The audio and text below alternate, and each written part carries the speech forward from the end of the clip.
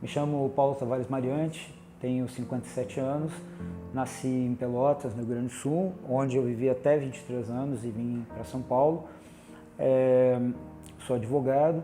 Bom, primeira parada foi assim um desafio fantástico, porque depois da gente ter chegado à conclusão, né, de já estar indo para São Paulo, desde a primeira parada lá de São Paulo, em 97, e no primeiro ano um ônibus, depois no ano 4, 5, né, até chegar a ter 15 ônibus na parada de 2000, ficou assim, meio que quase que uma cobrança, autocobrança. Peraí, Campinas, vamos fazer. Aí reúne, né, Paulo Reis, Lúcia Cássio, Lena de Freitas, eu, e pelos diferentes grupos, e tinha aquela, mas será que vai juntar gente? Não vai ser um fiasco? Aí eu e a Lúcia ficamos, não, vamos, aí animou, todo mundo, vamos fazer.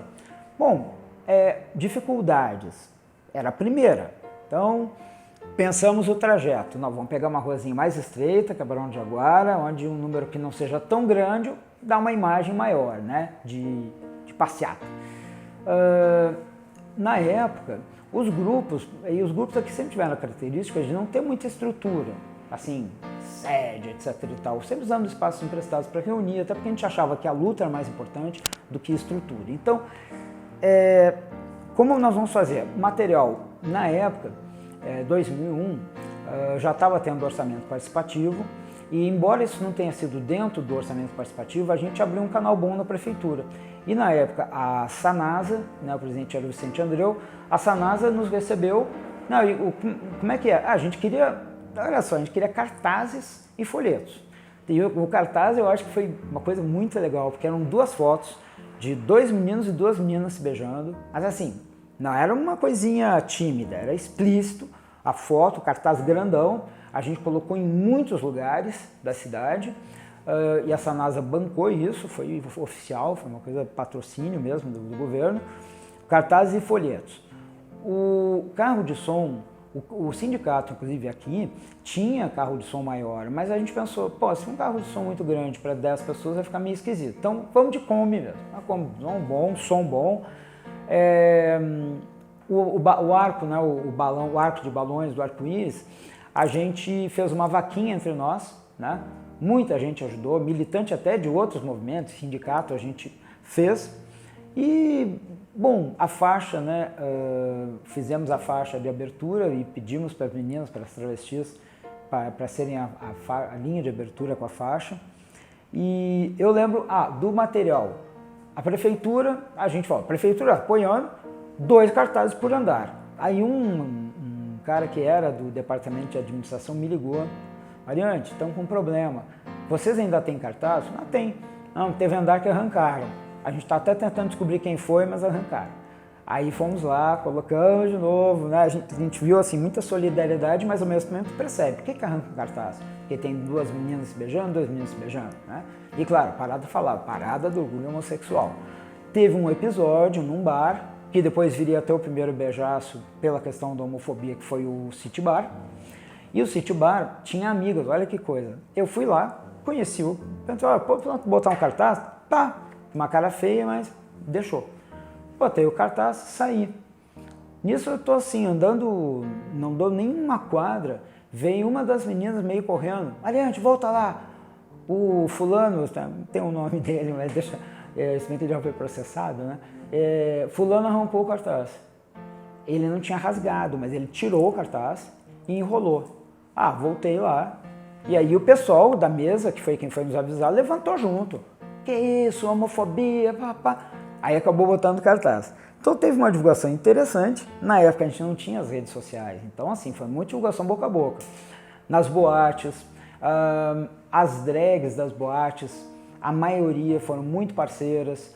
Eu lembro, por exemplo, aqui na Double, a Rúbia ajudou muito a divulgar. Então teve várias drags que não eram nem ligadas aos grupos, mas que foram lá, gente, vamos para a parada e tudo. Foi essa divulgação que a gente fez. Então, tinha aquela dificuldade, por exemplo, quer ver um negócio? Iam 400 pessoas para São Paulo na parada. E quantas que iam para São Paulo que não vieram aqui? Não, em Campinas, né, meu primo vai me ver. Isso aí teve gente que me falou, não, desculpa, eu não vou, viu, mas não... Agora, foi... E qual foi a sensação? Teve as dificuldades, tudo. Primeiro que quando a gente se combinou de se encontrar na praça, em torno de 3, que é a concentração, o horário oficial era a partir das 5. A gente queria pegar o escurecer e descer a Barão de Jaguara. Aí chega o Paulo Reis, começa a montar o arco de bexiga, não sei o que, aquilo bonito. E eu chegando, assim, tu olha, tem 20, 30, 40, tá? Mas aí, assim, todo mundo já estava animado. Vamos, vamos, vamos. E foi engraçado que na hora, tu olhava a praça, não parecia que tinha tanta gente. Quando foi a perua pra rua, aí ficou muita gente, ficou muito legal. E a sensação, quando a gente chegou no Largo do Rosário, era uma sensação de êxtase. Assim, nós fizemos, né? Deu certo, porque a gente teve pessoas do governo, a vice-prefeita, um representante do prefeito, gente, vereadores de diferentes partidos, vindo cumprimentar, vocês estão de parabéns, a gente pensando, olha só, foi até pequenininha, não, que legal, parabéns, tudo isso. E foi muito o reconhecimento, né? Tanto dessas figuras, assim, até do plano institucional, e pessoas da própria comunidade. Teve gente que falou, oh, que pena que eu não fui. A gente falou, então ano que vem, tanto que no ano seguinte já tinha ido para mais de 1.000 e foi crescendo passo a passo até chegar ao tamanho que foi chegando, né? Então acho que uma sensação assim de conquista, de muito orgulho, assim, de muita felicidade por estar dando aquele passo. Porque eu acho que, porque o Paulo, por exemplo, antes, quando a gente estava discutindo se fazia ou não fazia, o Paulo falou, gente, parada, não. Quem sabe a gente faz um show num palco, assim, a gente falou, não, a gente tem que ir para a rua, andar na rua. Isso é um gesto político, né? Dizer que a rua é nossa também. Não, nada impede no final ter um show num palco, mas não, vamos fazer.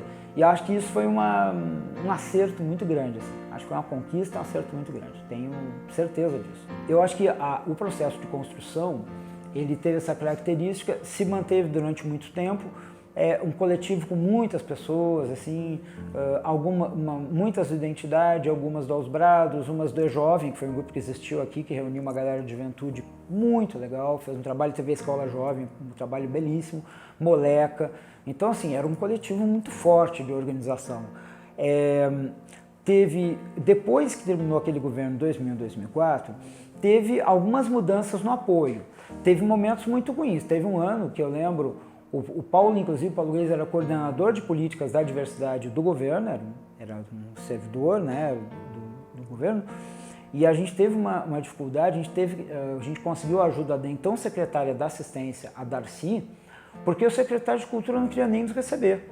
E teve um episódio que aí o Chesley, Lauren, do E-Jovem, estava junto, acho que ela queria até bater no cara. O Paulo ficou indignado, eles não deixou, um diretor de cultura nos deixou numa sala esperando e foi embora. A gente teve momentos difíceis. Mas mesmo com os momentos difíceis, a parada sempre aconteceu. 2016, por exemplo, que chegou a ter um anúncio que o Ministério Público estava proibindo, era mentira. Mentira, eu tive acesso ao documento depois, o Ministério Público levantava preocupações com a segurança. Jamais teve nenhuma pretensão do Ministério Público de proibir parada, coisa nenhuma. Que, independente do que eu acho do Judiciário e do Ministério Público, a gente não pode ser injusto, inventar o que não é verdade. Não havia isso. Isso foi usado, inclusive, com muita boataria, mas a gente fez a parada de qualquer jeito. Nós não abrimos mão. Em 2016 foi uma parada. Claro, imagina assim, com aquela quantidade de gente, interdição de trânsito, teve lugar que quem fez foi a gente. Eu, inclusive, só fiquei no som bem no comecinho, no ato de abertura, em muito lugar foi a gente de braço dado que fez interdição, porque... E aí não vou culpar o pessoal da INDEC, né? A INDEC cumpre ordens. Estavam lá, mas tu imagina para uma parada daquele tamanho, 20 funcionários para fazer todo o trabalho. Mas aconteceu de qualquer maneira. Eu acho que a parada se fortaleceu, ela conquistou um espaço, né? Claro, as pessoas esse ano até devem ter imaginado, não, a pandemia, né, além do comunicado oficial que a associação fez, as pessoas devem ter percebido, não está tendo nada de aglomeração e parada é aglomeração, é uma maravilhosa aglomeração.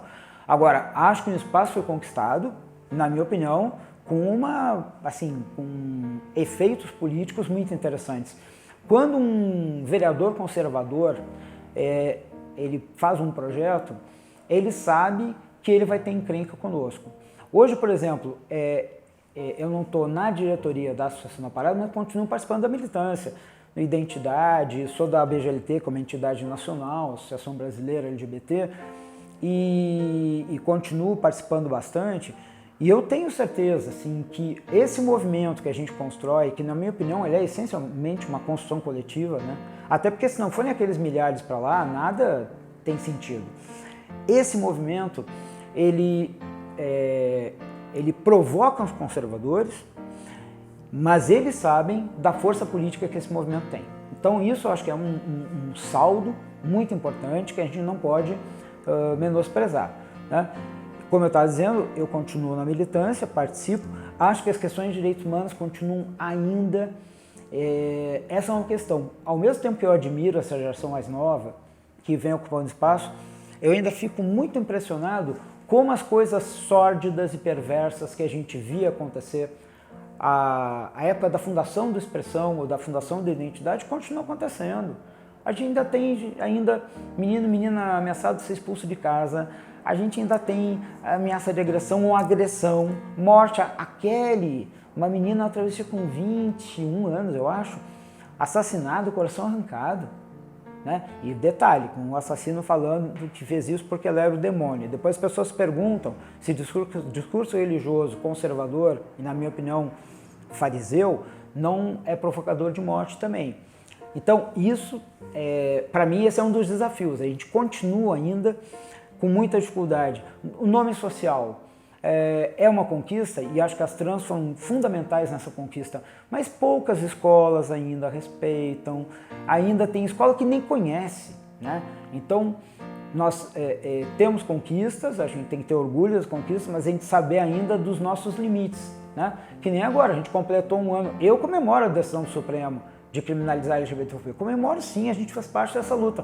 Mas vamos pensar, quantas delegacias de polícia no Brasil estão preparadas para chegar lá um gay que foi vítima de discriminação, de homofobia, e vai ser devidamente atendido, não vai chegar e ter um delegado, mas veja bem, né, a lei nem fala isso aqui é o Supremo, é a vida real. Então acho que a gente tem que estar sempre comemorando, porque essas conquistas foram muito suadas, foi debaixo de sangue, mas saber que ainda tem muita coisa faltando também. Por isso que a luta, por isso que a gente nunca pode baixar a guarda, né? Por isso que a parada sempre tem que ser um momento político de afirmação de direitos. A fala tem que ser de enaltecer essa questão dos direitos, porque sem ela a gente fica desse jeito, né? Que é o que eles falam, não tem problema com vocês, é que vocês não apareçam, né? Não, querem aparecer mesmo, aparecer muito. Né?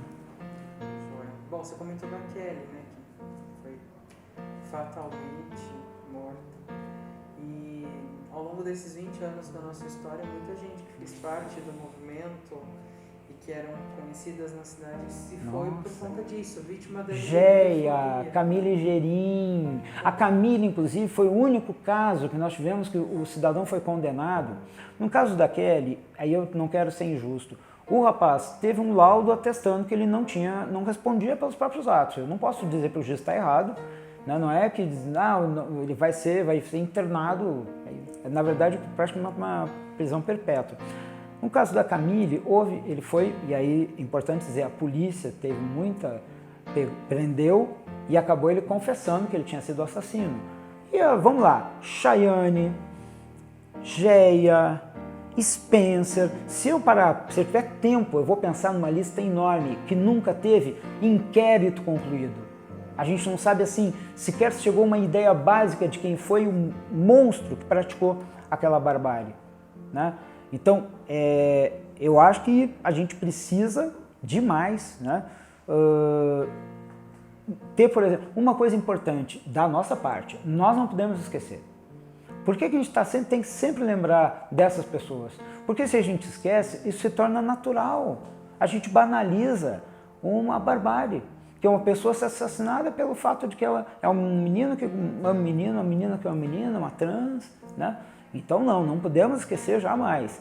E acho que por exemplo, a Geia, quando eu comecei a participar do Expressão em 95, a Geia já era uma figura que estava lá fazendo show e sempre foi um show de empoderamento trans. A Geia era uma figura assim, muito...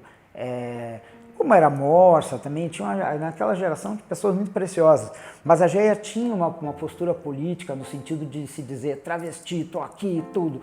E foi uma militante que foi isso, assassinada, né, naquela coisa pior, ainda quiseram inventar, vem cá, alguém que vai assassinar para roubar, incendeia o carro, quiseram dizer que era latrocínio, por favor. Então, a gente precisa manter sempre a memória dessas pessoas, inclusive as que não morreram por morte violenta, né, mas que já se foram por questões de saúde, etc., que foram muito importantes no movimento aqui em Campinas e no Brasil, né?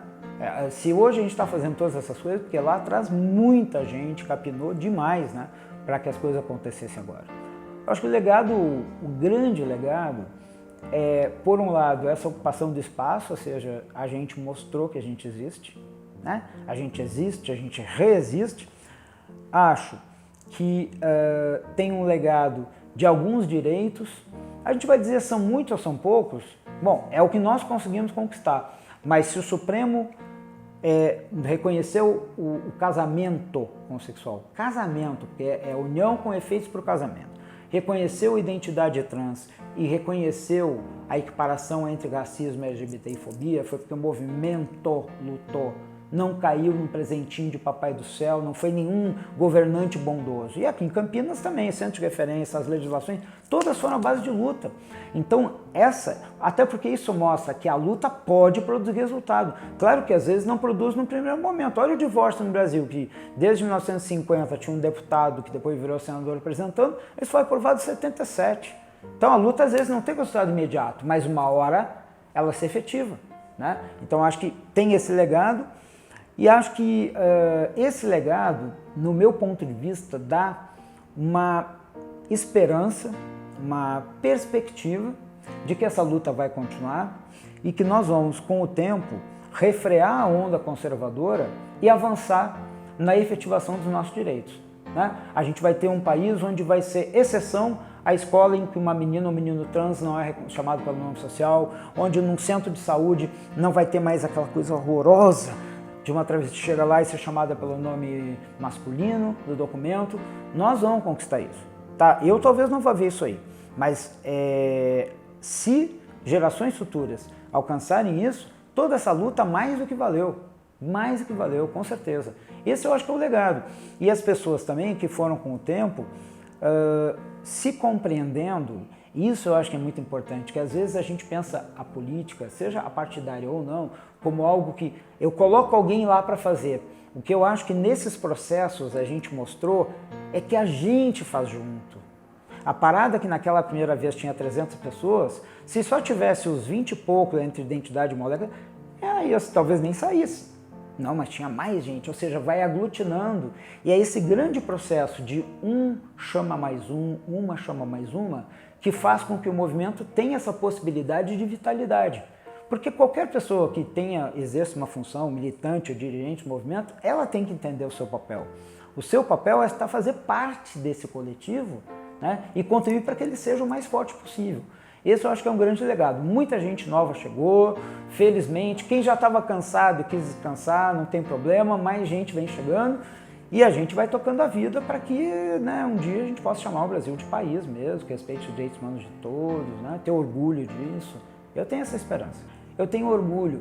E acho que o orgulho não é no sentido que às vezes tem pessoas que pensam isso, no sentido de arrogância. Não, eu não sou melhor nem pior do que ninguém por ser gay, por ser LGBT. Mas o meu orgulho é de que é possível uma sociedade onde a gente se respeite reciprocamente e o fato de eu ser gay ou LGBT não prejudique ninguém, a não ser que exista uma intolerância. Como eu acho que a intolerância é algo que um dia a humanidade vai jogar na lata do lixo por inteiro, né, eu tenho orgulho e acredito que é um orgulho que é um pouco pessoal, individual e muito coletivo. Eu acho que essas situações que a gente vê hoje em dia de meninas e meninos de 14, 15 anos enfrentando no discurso esses homofóbicos assim centenários, né, uns Olavo de Carvalho da vida, quando a gente vê essa galera fazendo isso, como não vai ter orgulho? Porque é um processo e vai vir mais gente mais forte, mais potente. A gente tem que se orgulhar disso, né? Tem que ter orgulho porque o fato de sermos homossexuais, gays, LGBTs, não é em nada prejudicial a nenhuma sociedade. Nenhuma.